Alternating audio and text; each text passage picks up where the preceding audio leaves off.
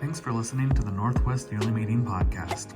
We hope that you find the conversations to be helpful and enlightening as you get to hear from those involved in the Evangelical Friends movement.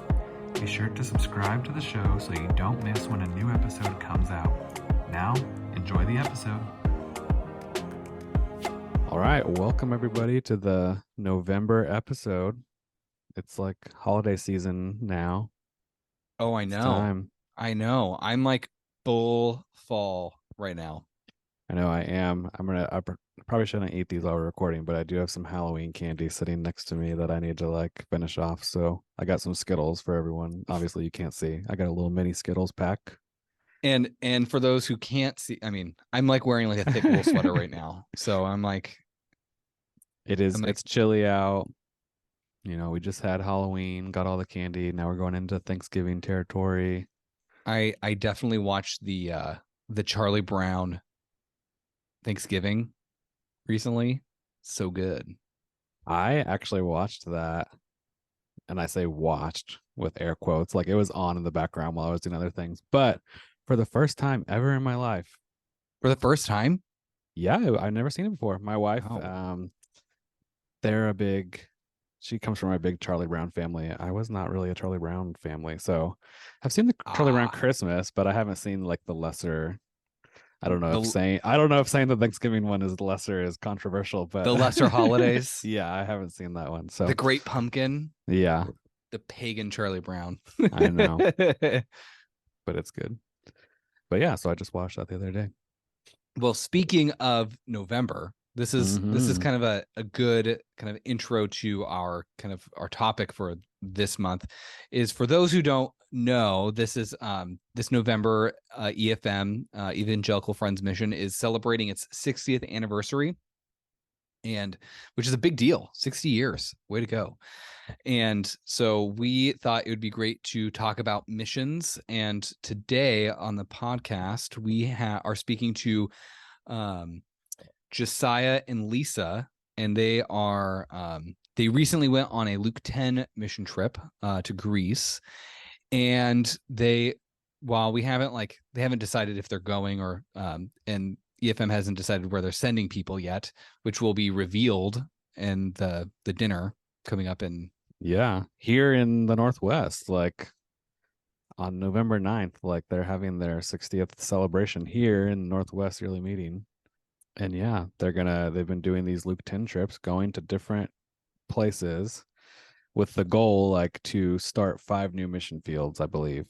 And so they've been going to, I don't know how many different places they've gone to visit, 10 or 15 or so, but they're going to announce pretty shortly here which 5 are going to become now full-time mission fields. And so Josiah and Leisa, they recently went on some of those trips to Greece, I believe. We're going to hear from them as one of those potential mission fields.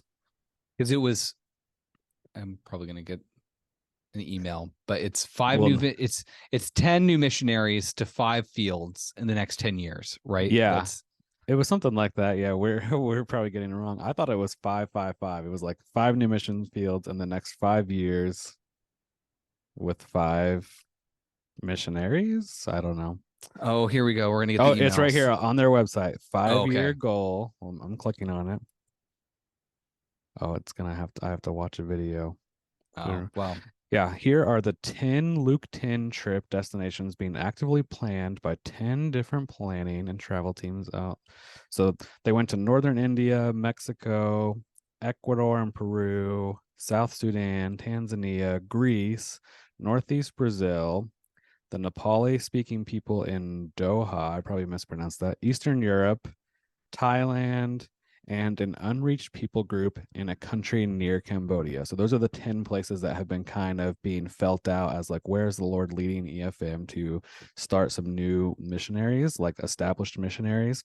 And so Josiah and Leisa, they went on the Greece trips that were going to explore the area in Greece and see if this is somewhere that the Lord was leading us to have one of those 10 become one of the 5 that we would then start.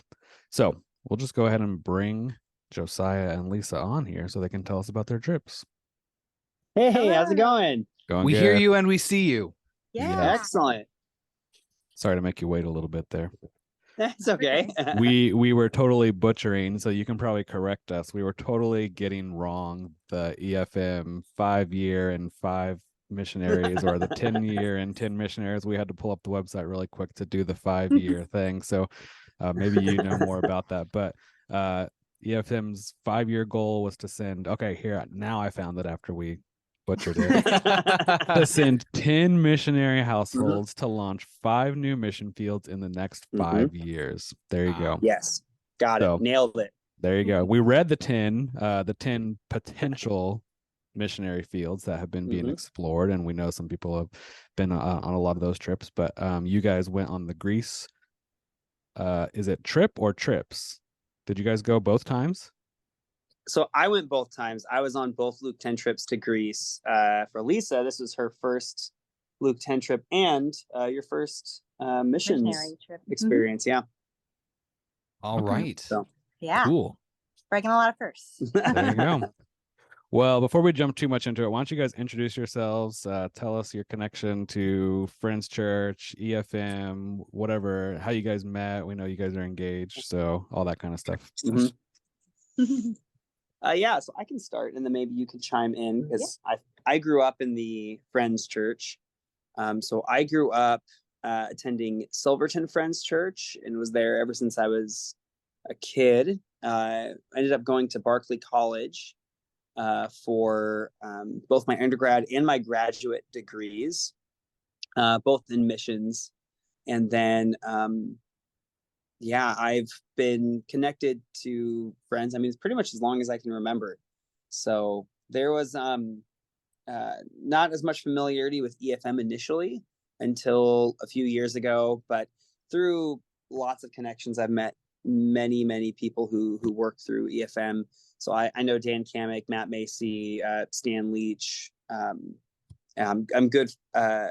I'm good friends, and one of my former professors is the superintendent of the Northwest Yearly Meeting, Jim Lashana, and so I have some connections there as well. And so, I've very much grew up in it, being pretty familiar with the Friends Church, and more recently becoming more familiar with EFM as an organization. Yeah. So, you want to introduce yourself? Did I say my name? I'm Josiah. But yeah.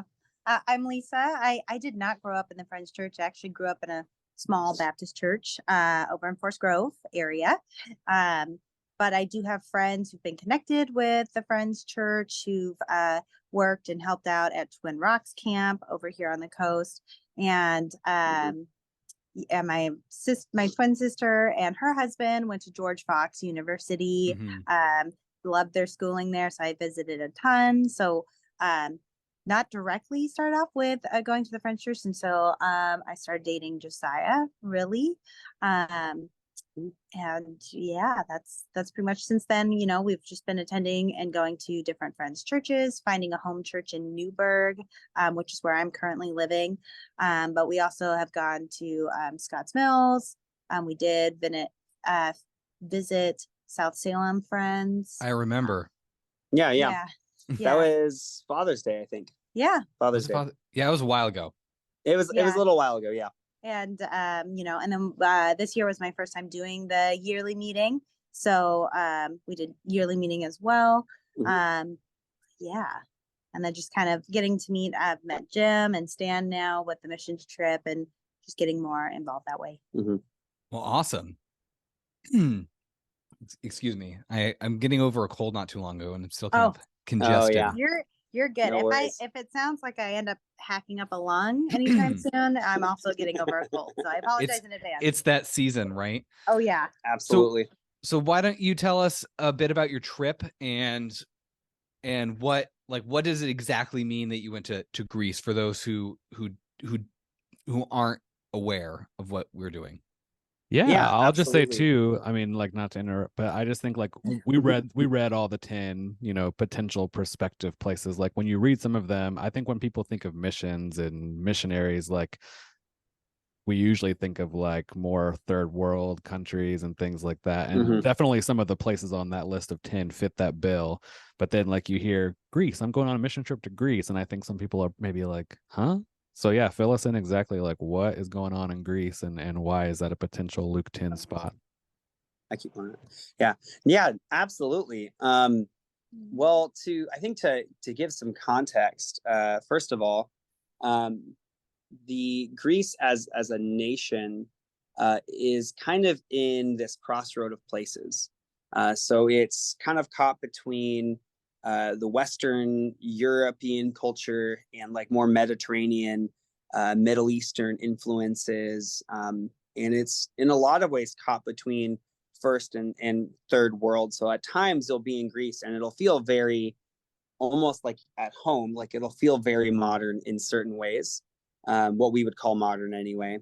And then there are other times where you're kind of surprised at how run down or how beat up certain things are, like how there's been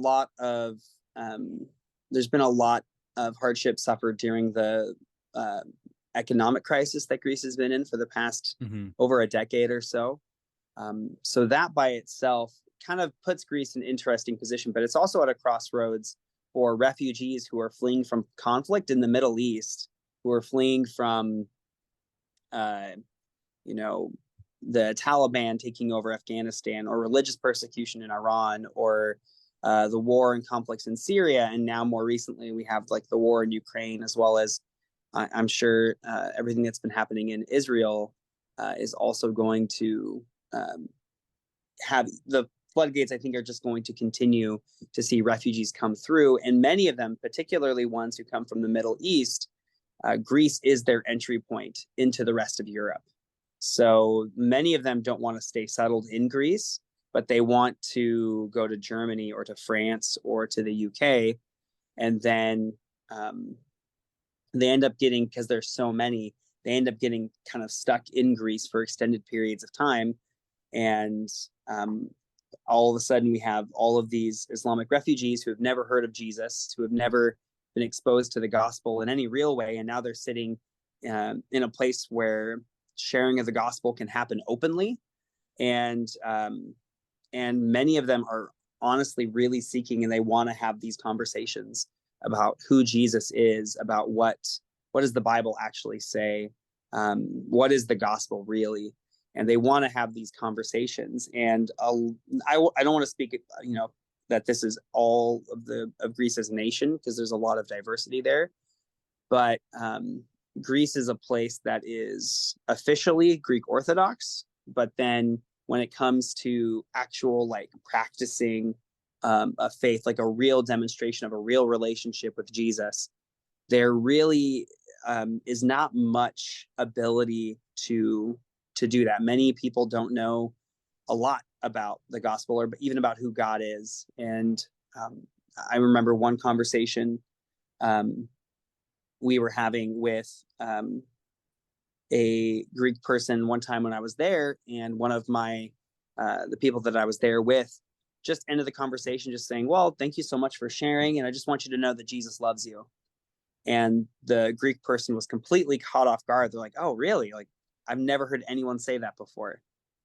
So that's kind of the spiritual knowledge that a lot of Greece has. So I think it's a really interesting field, in that you have a group of people that are native to the area, who many of whom don't have a real relationship with Christ.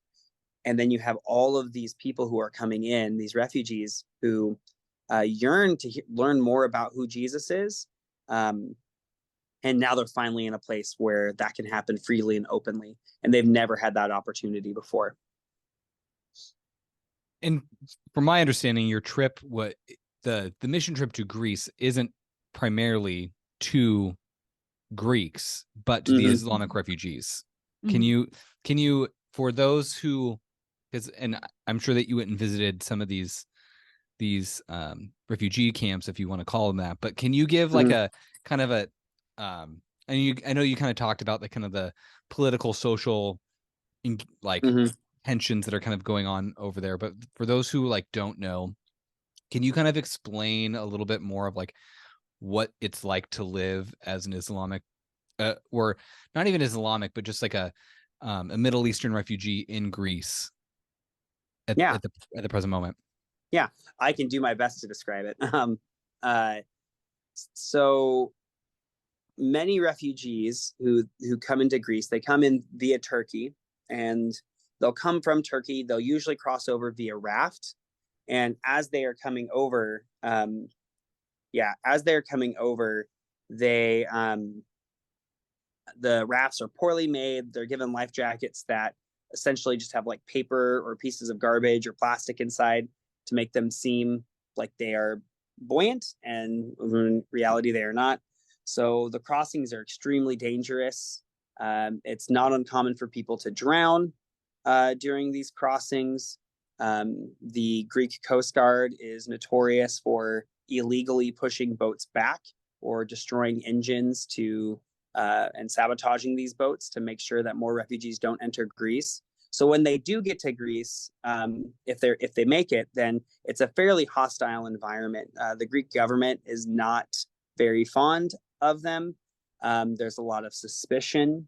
I've heard Greek people say that, oh, well, they're just spies from Turkey trying to learn more about, our islands or whatever. And there's a lot of historic mistrust, a lot of a sense of these are people who are coming in and using our resources, and Greece is already struggling economically, and they're hurting tourism. And so there's a lot of mistrust from Greek people towards refugees. So oftentimes they're not treated particularly well. Maybe, Leisa, if you wanted to share a little bit about some of the more recent things that happened fairly shortly, like just a few months before we went over there, I think that would be, that's really insightful too, I think.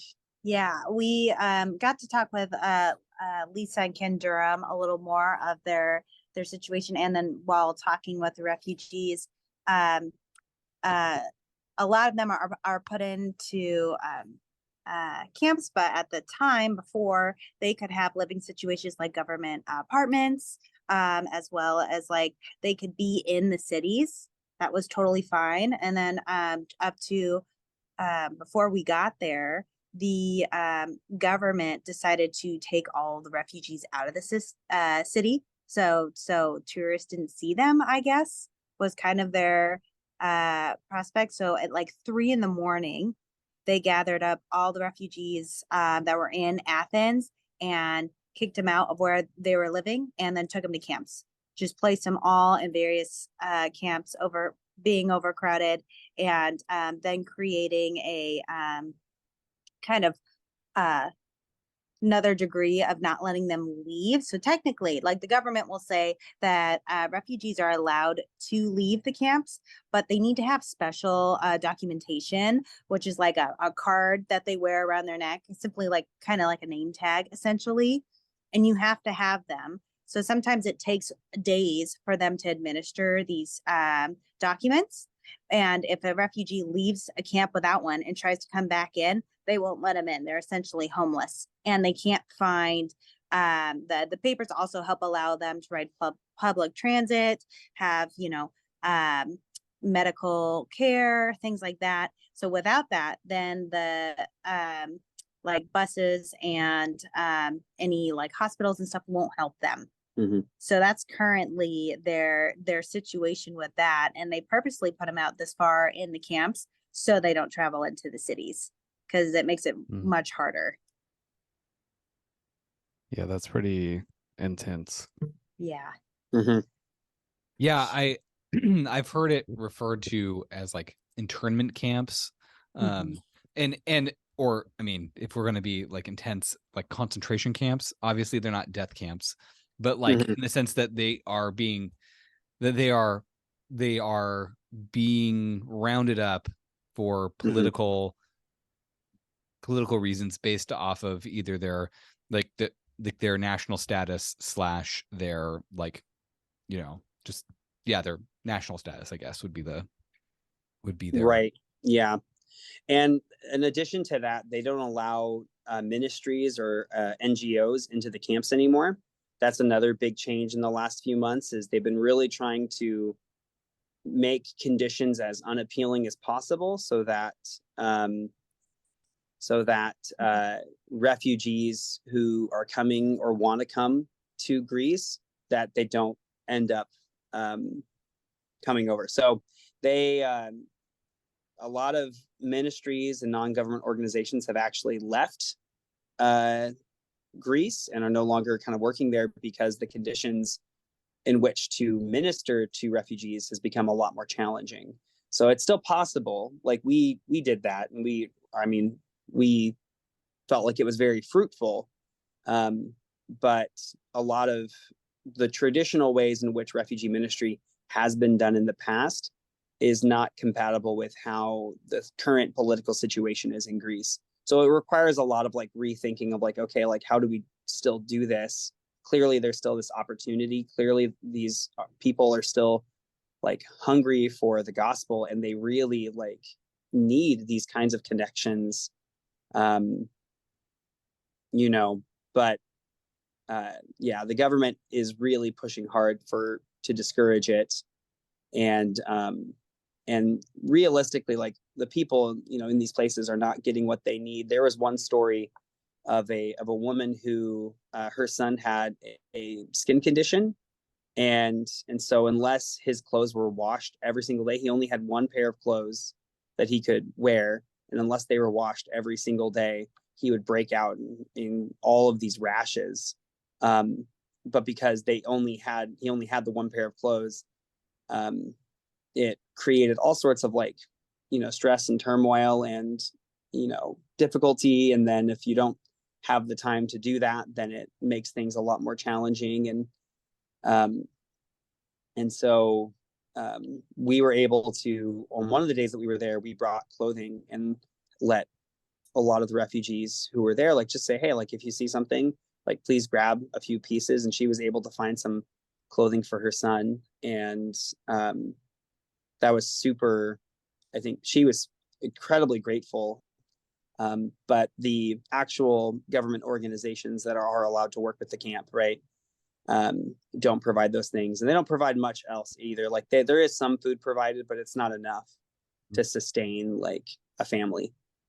I'm kind of curious, like, we don't want to keep you too long too. I know you guys are going to take engagement photos today, right? Yeah, we are. So congratulations on that.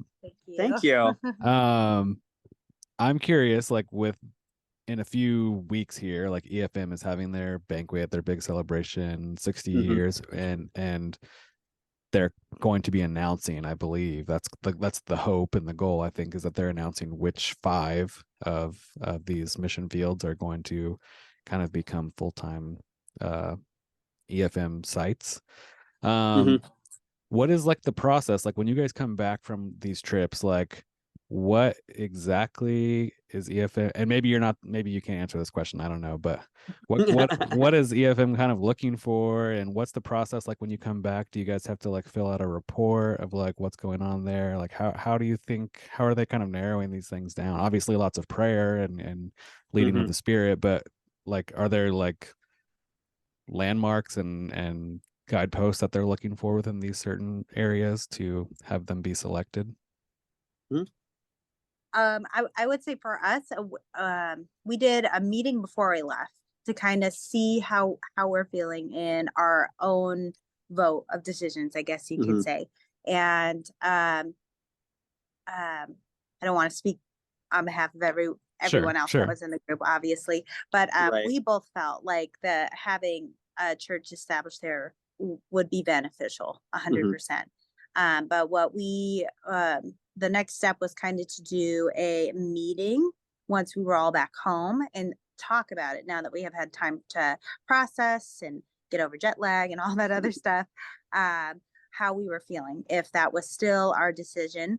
However, some of the members of our group, Thomas, he's on another Luke 10 trip, so it's kind of hard to meet online. So I think what Jim decided is there's gonna be like a form.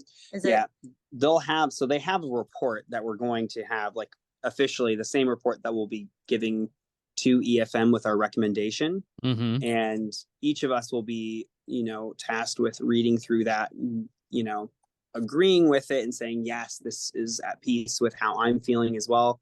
We believe that this is still the same thing that we felt when we were leaving is how we feel now, or maybe it's not how we feel now.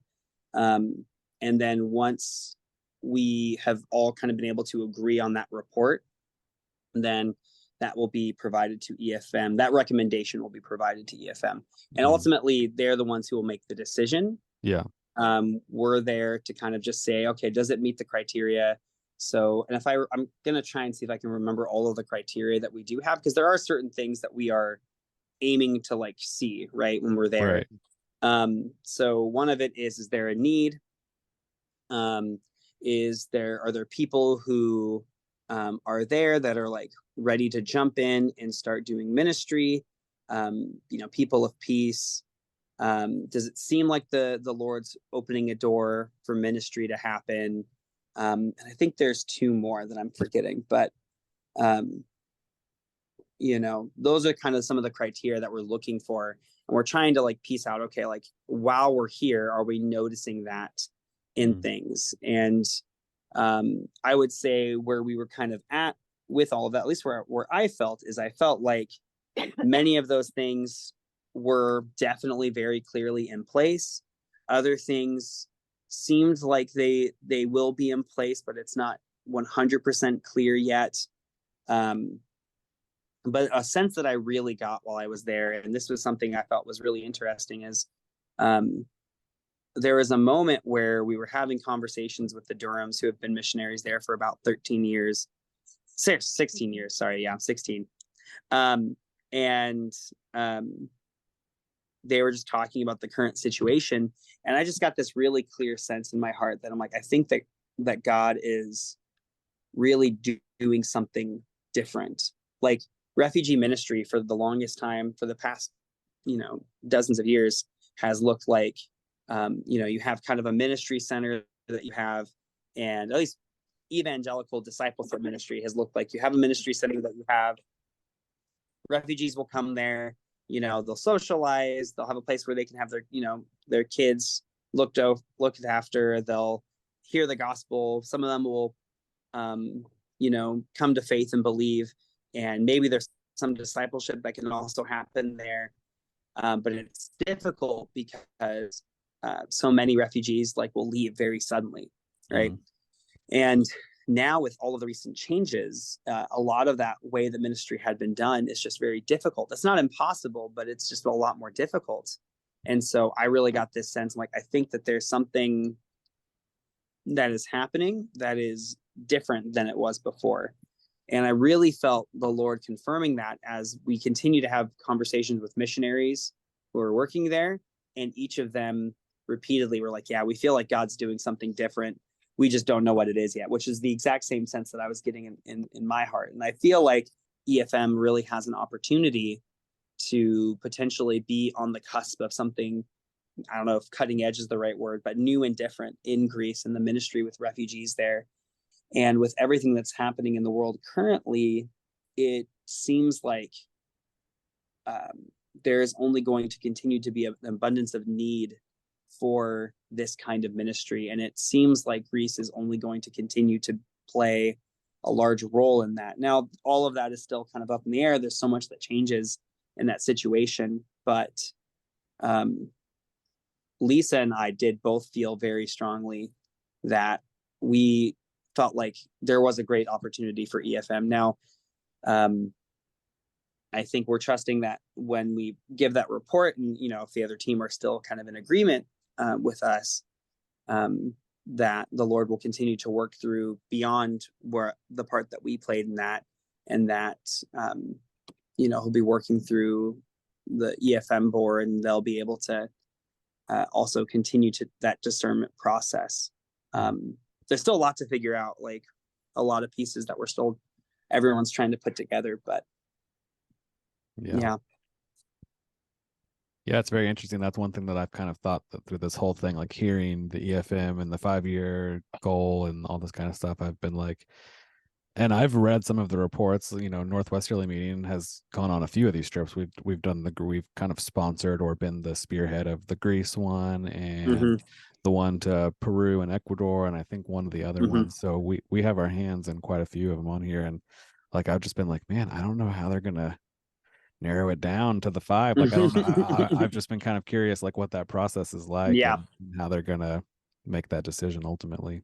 Yeah. Well, and I think it's helpful too, that the way Stan Leach described it to me is he said that I believe it was Stan who said that they're looking at 5 fields, or they're looking for at least 5 fields, but they're also not going to say absolutely not, no more than that. If the Lord clearly shows that there's more than that, if the Lord is opening 6 fields, then they want to pursue that as well. But they felt like this was the number that God had put on their hearts, and so it'll be interesting to see how that works out. I think it's just a continual thing to be praying about.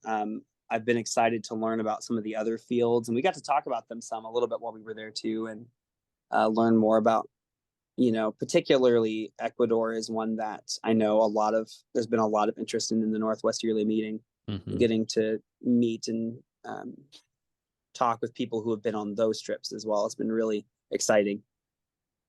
Yeah. Are you guys feeling led? Like, is missions and missionary work something that's on your heart? Like, is that what you guys want to do? If they're like, yeah, we're going to start this Greek one, are you guys going to be like, hey, well, maybe we'd want to go live there? Like, is that something, or did you guys just want to go on the Luke 10 trips to help get it That's started? a great question. You want to talk about that? Not to put you on the spot or anything. Yeah, no, I definitely think there's an interest for both Josiah and I. We also had an opportunity. We had a layover over in Ireland where we got to meet with missionaries there. David and Trisha Howe. Yeah. And so it was, I think that plus the Greece trip was really nice for us to see what it would be like to be missionaries, because they've been missionaries there in Ireland for a while, and just learning about how different cultures react to that. And I definitely would say for both of us that we definitely have an interest, but we don't know in which direction yet.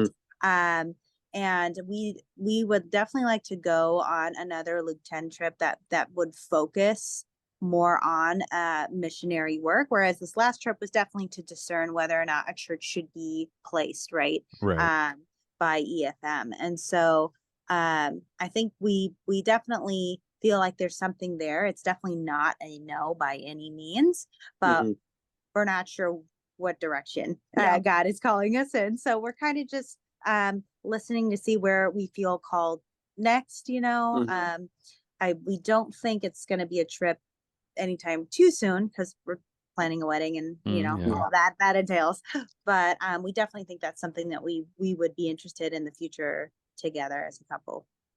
Cool. Now, Leisa, I have a question for you, because this was your first mission trip thing ever, correct?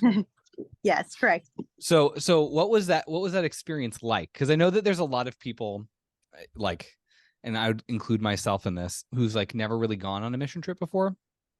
And what was that experience like? And what would you say to people who've like never done anything like that before?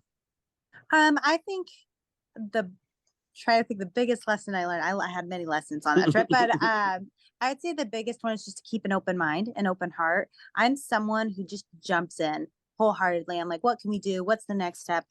Very organized. One thing I really had to learn is part of a missions trip is that you go where you feel called. And so there was times where it felt like to me, like we could have been doing more, but we were waiting to see what direction to go. And then there was also times where I needed a little push. Lisa Durham, for example, our first camp that we were at, we were all kind of just huddled around, just put out some things and trying to figure out where to go and who to talk to, right? A big part of being a woman on this trip is being able to reach out to some of the Muslim women there, because they feel more comfortable talking to other women. But also there's that culture difference. So making sure that we dress appropriate to make them feel the most comfortable, with their culture.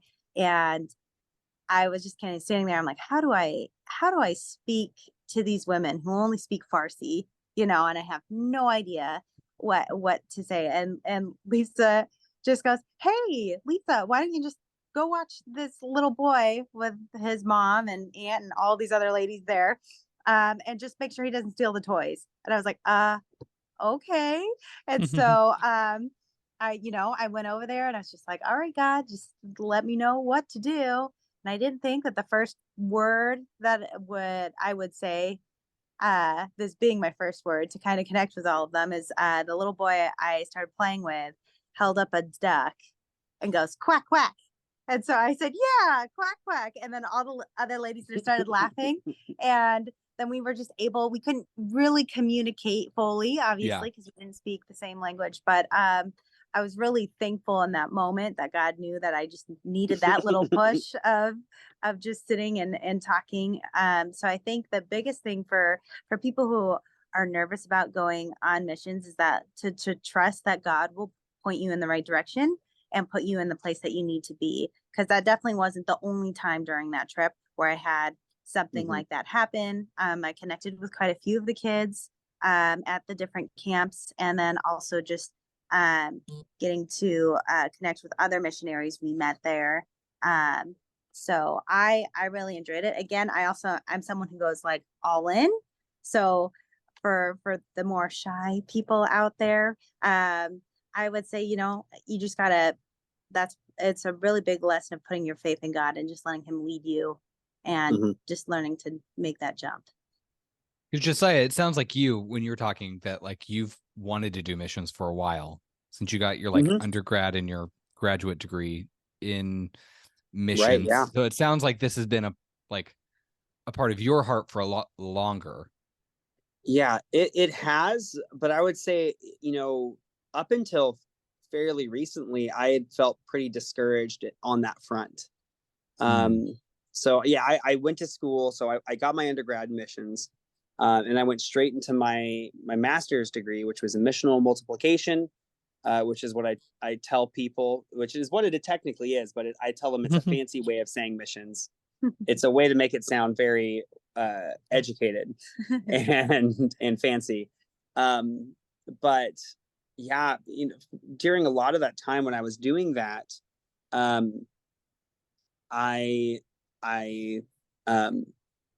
was really like excited, and then 2020 hit, and I just felt super discouraged. And I don't know, like I felt like I hit like really like spiritual doldrums, and I don't know, like a lot of that excitement that I had felt and that momentum that I had just kind of paused. And then I was working on my degree, and I don't know, I just got burnt out, and I didn't know where God was leading me anymore. And Leisa and I started dating, and I was like, well, like maybe, I don't know, like maybe God has something else for me in that. And then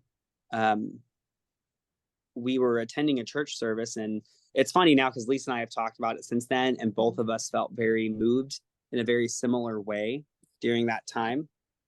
But we were attending a church service here in Salem, and there was some baptisms that were happening, and I don't know, just something about that baptism, like the Holy Spirit was moving, and people were crying, and I was crying, and Leisa was crying. And I don't cry, so that's it was a huge She's thing. notorious for not crying during sad movies. Yeah, I am. But I think that was telling. It was like what they did, it was called they were like surprise baptisms. It's people in the service who felt moved or who had been feeling moved and decided that they wanted a baptism there. And the whole service was moving. We stayed until everyone was baptized. But the first one that got me was this younger girl. She was like a teenager, probably. Yeah. Yeah. And you could just tell she had struggles in life. And when they asked her, like, do you take God into your heart as, your Lord and Savior? And she was just like, yes. And she was just like crying. As soon as she said it, she was just crying. She was just full of excitement. I was just like, whoa. Well, there's God moving to the spirits in the building, so it was one of those. I think that was the first moment I actually considered missions, because I grew up in a church where missions wasn't it was talked about but not very much. So it wasn't a concept that I had, but Mhm. that service just was a big moment for the both of us, where we just felt the Holy Spirit and seeing people who have been brought to Jesus be moved so deeply that I'm like, Mhm. we could bring, even if it's not directly, we could bring people to that moment in their lives. Yeah. And for me, it was a comforting moment because I had felt so, my heart had felt so heavy for so long and like just unclear and foggy. And in that moment, there's this just moment of clarity of like, I don't know where exactly God's leading the two of us as a couple, but I know that there's something in this that like we need to continue, like we need to be looking at, we need to continue exploring. And I don't know if that is like missions. I don't know if that's Greece. I don't know if that's refugees. Like, I really don't know, but there was something in that where I was like, it was just affirming and comforting for me. And I was like, oh, I need to talk with Leisa more about this. I need to, like, there's something I need to be looking at that I'm not.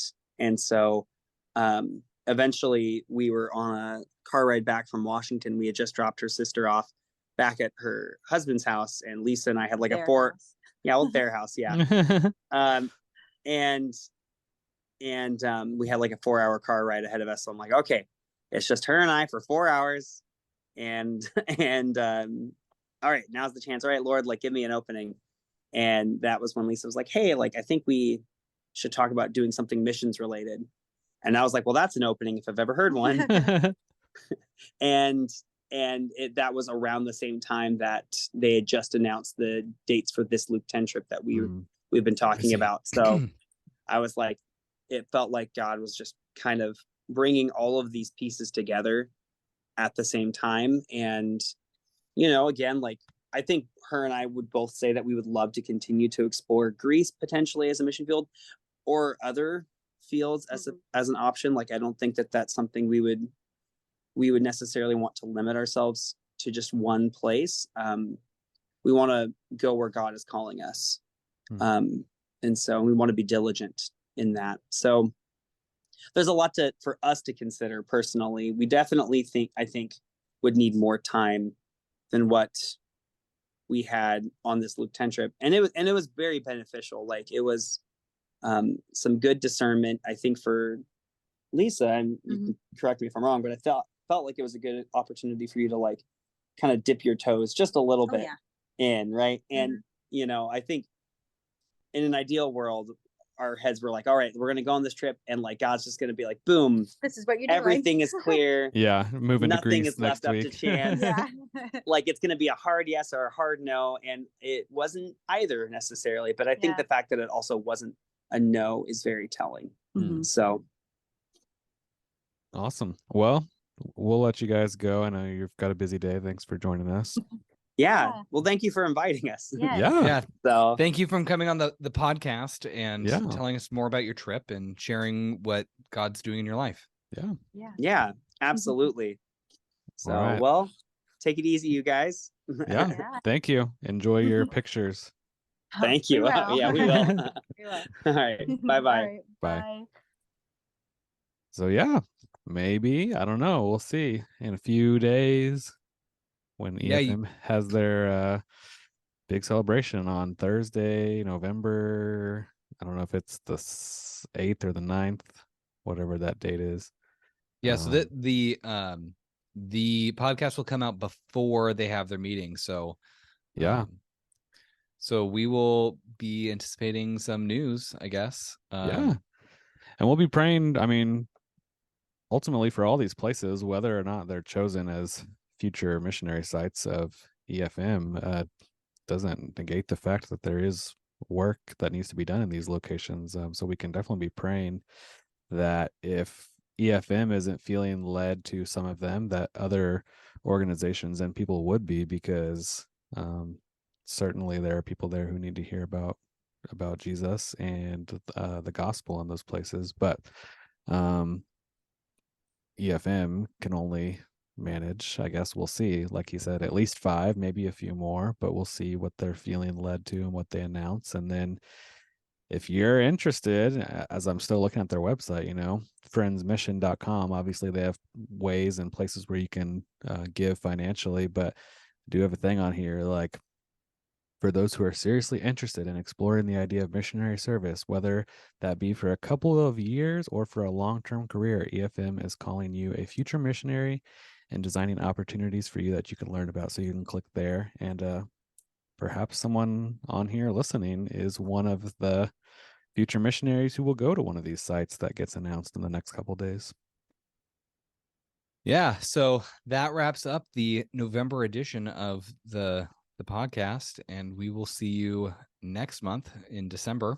Yep. And or I guess it would be subscribe. You don't like podcasts, but subscribe and review and share. You can like it metaphorically. I guess you can like it metaphorically. But subscribe and review and share with your friends.